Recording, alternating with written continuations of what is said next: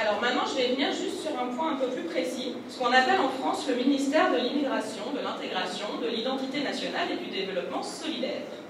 Donc c'est un gros nom.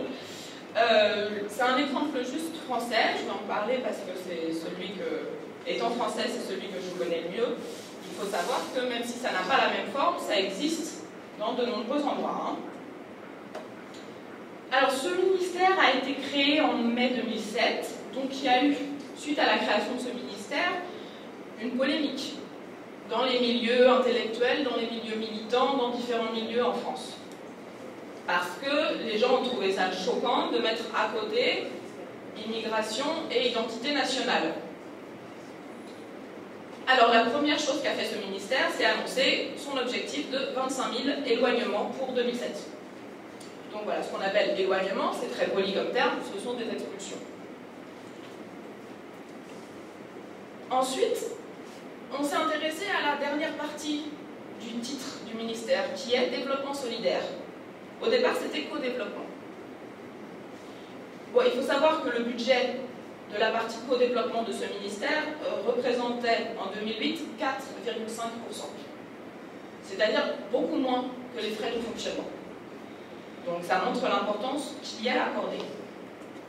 Ce que le ministère appelle co-développement, c'est justement une toute petite partie, cette aide au financement d'organisations de migrants.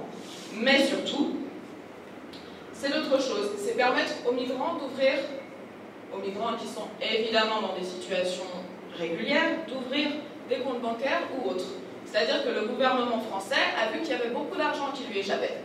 A vu qu'il y avait beaucoup d'argent qui passait par les foyers, par tout ça, et qui ne passait pas par Western Union ou par des comptes bancaires. Donc il s'est dit, on va aider les migrants à ouvrir des comptes bancaires, comme ça, c'est bon, on sait où est l'argent. Il y a aussi dans la partie co-développement les accords justement de réadmission. Ça fait partie de ce ministère.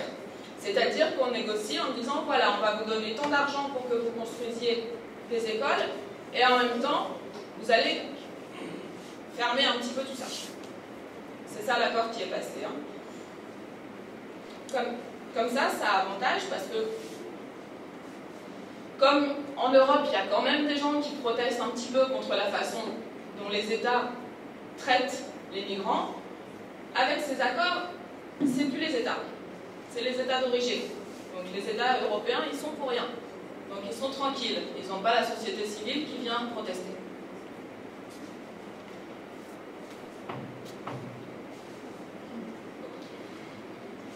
Ensuite, il a transformé ça en développement solidaire.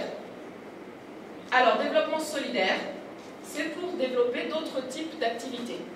Les autres types d'activités, ce sont des activités de développement, des projets de développement, mais qui ont comme but clairement affiché le contrôle de l'immigration. Sur le site internet de ce ministère, il y a écrit s'insérant pleinement dans le cadre de l'aide publique au développement, la politique de développement solidaire s'appuie sur et contribue à une meilleure gestion des flux migratoires. Donc là, ça dit clairement que l'argent pour les projets, tout ça, ne sert qu'à contrôler l'immigration. Comment on contrôle l'immigration? Comment on fait pour contrôler l'immigration? Qu'est-ce que c'est qu'un projet de contrôle de l'immigration? Déjà, c'est un projet qui se passe, pour le cas de la France, principalement au Maghreb ou en Afrique de l'Ouest francophone, c'est-à-dire les pays d'origine des migrants pour des raisons supposées économiques, parce qu'on a dit que c'était pour des raisons économiques, on ne va pas plus loin. Ensuite, le type d'activité. Le type d'activité, il y a d'abord des activités de formation professionnelle. On donne de l'argent pour faire des formations professionnelles, en disant que comme ça, s'ils ont une formation professionnelle, ils auront un travail, donc ils ne partiront pas. Sauf que les jeunes diplômés qui n'ont pas de travail, aussi bien en Maghreb qu'en Afrique de l'Ouest, il y en a plein. Ensuite, on donne des microcrédits. Les microcrédits, souvent, ils sont à des taux qui sont énormes. On appelle ça du développement, mais quand on a un taux où il faut rembourser, où il faut payer après 15 ou 25%, ça n'est pas ça, c'est une banque, c'est tout. Et puis en plus, les microcrédits, c'est bien, parce que quand les gens doivent de l'argent, ils sont redevables.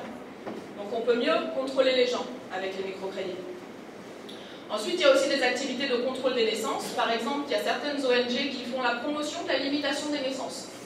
Il y a des ONG qui disent que le problème en Afrique, c'est que les gens font trop d'enfants. Ça existe. Hein. Et ces ONG travaillent avec le ministère. Elles sont financées par ce ministère. Et ensuite, il y a aussi l'enregistrement des naissances. On dit pour que les enfants aient accès à la santé, tout ça, il faut qu'ils enregistrent leur naissance dans l'état civil. Sauf que l'accès à la santé gratuit, ça dépend de la protection sociale du pays, ça ne dépend pas du papier où il y a marqué qu'on est né. Et par contre, le papier où il y a marqué qu'on est né, c'est très pratique. Parce que ça fait qu'on ne peut plus prendre le passeport du frère, du cousin, de tout ça pour passer. Donc voilà, ça arrange bien. Alors, juste pour finir, un mot sur la lutte des sans-papiers en France. Donc, la position, le fait qu'il y ait des sans-papiers en France, ça arrange le gouvernement français. Il est très content, il a une main-d'œuvre qui travaille comme il veut sans rien dire, pour très cher, et qui ne demande pas de sécurité sociale et qui ne demande pas tout ça. Par rapport aux Français, c'est tout bénéfice. Les sans-papiers d'Europe représentent clairement un des maillons de la domination européenne sur le continent africain, mais aussi ailleurs. Je parle de l'Afrique, mais ça existe aussi ailleurs.